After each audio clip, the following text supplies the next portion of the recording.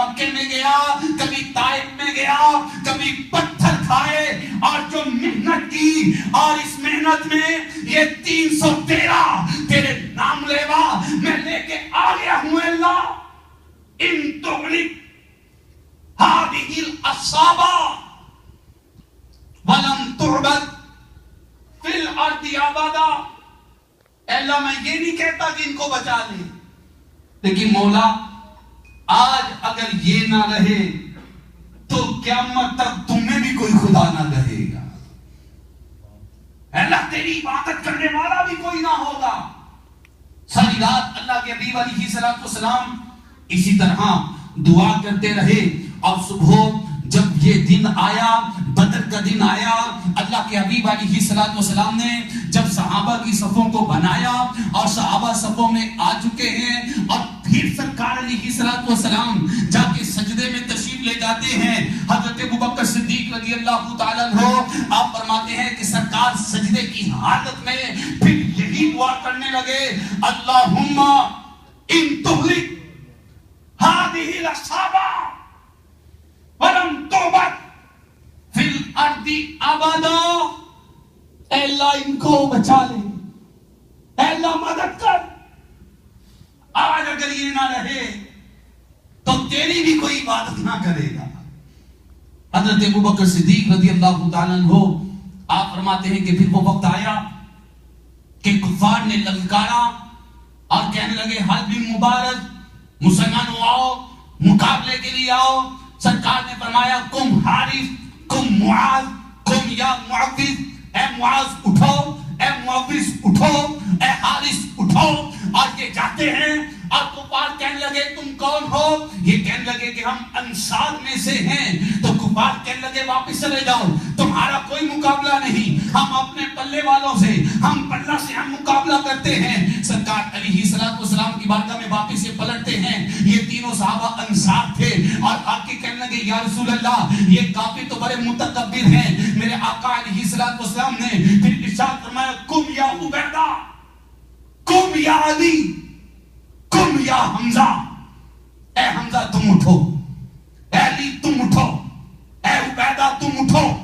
یہ تینوں صحابہ جب میدان میں جاتے ہیں اور جو بھی دشمن سامنے آتا ہے اسے واصل جہنم کر دیتے ہیں. کیونکہ حضرت عبیدہ رضی اللہ تعالیٰ عنہ ضعیف تھے، بڑے ہو چکے تھے.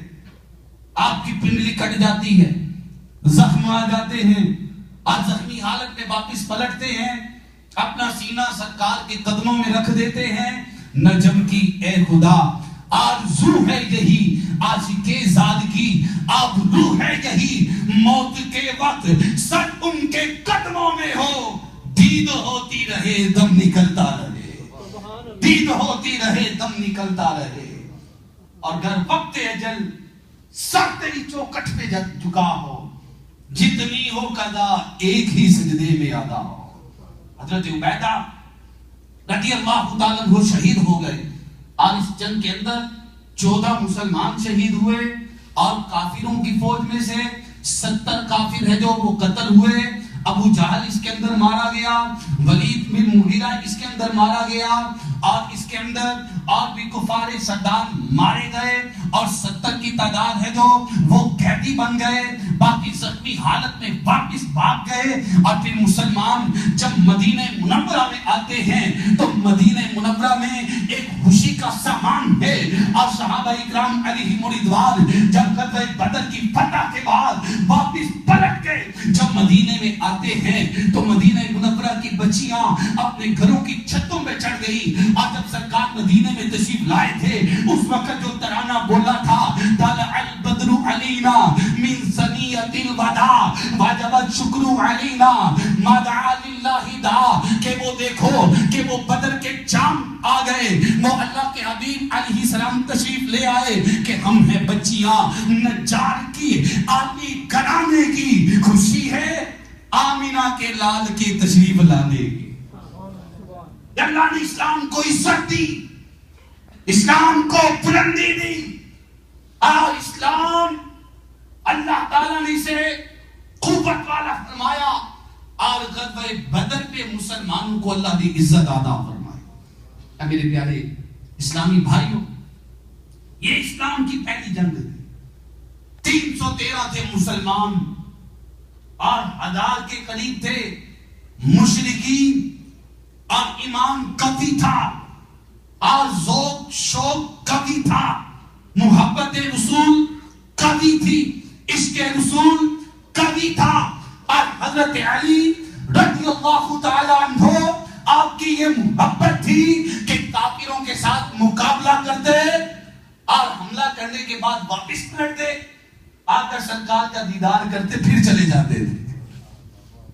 اور آپ فرماتے ہیں کہ جب کفار نے جٹ پارٹی کے ساتھ حملہ کیا تو پھر میرے آقا علیہ السلام بھی تلوار اٹھا کر میدان میں تشریف لے آئے، سرکار خود تشریف لائے اور خود سرکار نے کفار کا مقابلہ کیا۔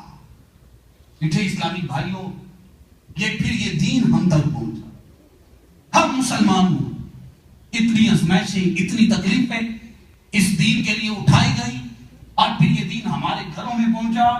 تو آئیے آج ہم اپنے دین کو سیکھیں، ہم اپنے دین سے محبت کریں، ہم اپنے بچوں کو صحابہ اکرام علیہم رضوان کے بہادری کے، عشق رسول کے یہ واقعات اپنے بچوں کو سنائیں تاکہ ان کو بھی اسلام کی معلومات ہو۔ افسوس یہ ہے کہ میں خود نہیں پتا۔ آئیے ہم سیکھنا چاہتے ہیں، فیضان مدینہ میں آئیے، ہفتہ وار اجتماع میں، جمعرات اجتماع میں شرکت کیجیے۔ یہاں انشاءاللہ زوجل رمضان کے آخری عشرے میں انشاءاللہ اعتکاف ہوگا، اعتکاف میں آ جائیے، انشاءاللہ ہمیں دین سیکھنے کے لیے ملے گا۔ اللہ کے حضور دعا ہے کہ ہمیں عمل کی توفیق عطا فرمائے، آمین بجاہ النبی الامین صلی اللہ تعالی علیہ وسلم۔